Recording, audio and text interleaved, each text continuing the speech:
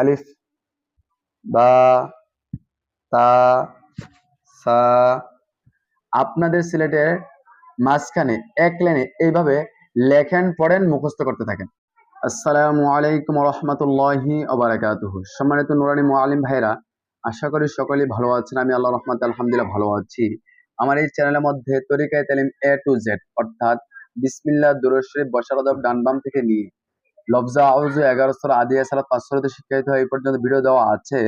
এবং আপনার পুরা 3 ঘন্টার একটি ভিডিও, পুরা তরিকায়ে তালিম A to Z এই সম্পর্কে ভিডিও দেওয়া আছে। তারপরে একজন নুরানি মুআল্লিম ভাই রিকোয়েস্ট করেছেন যে আরবি 29 হরফগুলো কিভাবে নুরানি শিক্ষার্থীদেরকে শিক্ষাইতে হবে এই সম্পর্কে আরেকটু ভালো করে আলোচনা করলে ভালো হতো। সেজন্য আজকে ভিডিওটি করা।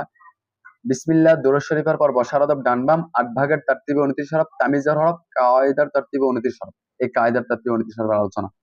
তাহলে চলুন আর কথা না বাড়িয়ে আজকের পর্বতে চলে যাই। উস্তাদ শিক্ষার্থীদেরকে বলবেন, আপনারা সকলে বুড়া আমার হাতের দিকে দেখতে থাকেন। এই কথা বলার পর উস্তাদ ব্ল্যাকবোর্ডের মধ্যে লিখবে আলিফ, বা, তা, সা, জিম। লিখার পরে বলবেন সকলে বুড়ে দেখতে থাকেন। এখন উস্তাদ ধারাবাহিকভাবে আঙ্গুল রাখবে। উস্তাদ শিক্ষার্থীদেরকে বলবেন, বলেন আলিফ, বা, তা, সা, জিম।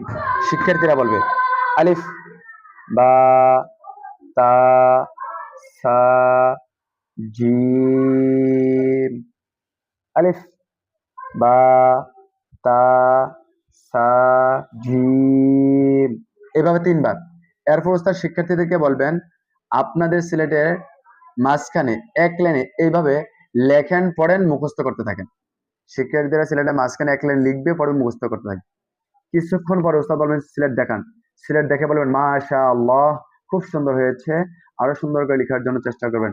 সিলেট ঘুরা নিজের দিকে। উস্তাদ বলবেন নাম বলেন, কি লিখছেন। শিক্ষার্থীরা বলবে আলিফ, বা, তা, সা, জিম। সিলেট পরিষ্কার করেন, আবার লিখেন। এভাবে মুখস্থ করার আগ পর্যন্ত লেখা হবে মুসাবি। এরপর যখন আপনি দ্বিতীয় লাইন শিক্ষা দিবেন, হা, খ, দাল, চাল, র, তখন প্রথম লাইনটা দাওয়াত দিবেন, প্রথম লাইনটা বাচ্চাদেরকে লেখাবেন। এরপর দ্বিতীয় লাইনটা শিক্ষা দিবেন এই নিয়মে। যখন তৃতীয় লাইন শিক্ষা দিবেন তখন প্রথম লাইন দ্বিতীয় লাইন বাচ্চাদেরকে লেখাবেন সিলেটে। তারপর তৃতীয় লাইন শিক্ষা দিবেন। হ্যাঁ, যখন চতুর্থ লাইন শিক্ষা দিবেন তখন প্রথম সিলেটের মধ্যে প্রথম, দ্বিতীয়, তৃতীয় লাইন শিক্ষা দেওয়ার পরে, লেখানোর পরে তারপর চতুর্থ লাইন, পঞ্চম লাইন শিক্ষা দেওয়ার পূর্বে আপনার চতুর্থ লাইন পর্যন্ত বাচ্চাদের সিলেটে লেখাবেন। যখন ষষ্ঠ লাইন শিক্ষা দিবেন তখন প্রথম থেকে আপনি পঞ্চম লাইন পর্যন্ত বাচ্চাদেরকে সিলেটে লেখাবেন, অর্থাৎ দাওয়াত দিবেন। এরপর 6 নম্বর লাইনটা শিক্ষা দিবেন। এরপরে শিক্ষার্থীদেরকে বলবেন সিলেট পরিষ্কার করেন। এরপর আমি একটু বলে দিই আপনাদেরকে, বাচ্চারা যেন আরো ভালো করে শিখতে পারে।